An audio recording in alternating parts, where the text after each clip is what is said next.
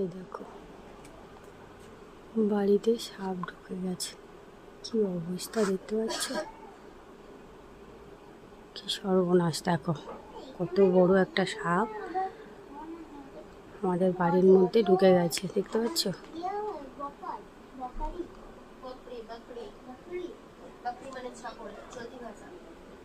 বিশাল বড়। মেয়ে তো কান্না শুরু করে দিয়েছে সাপটাকে দেখে। এই দেখো আবার এপারে আসছে।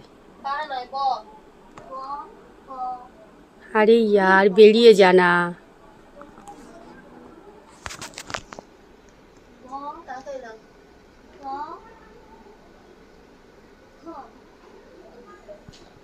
এদিকটা খুব একটা আশা হয় না আমাদের, এক সাইডে তো।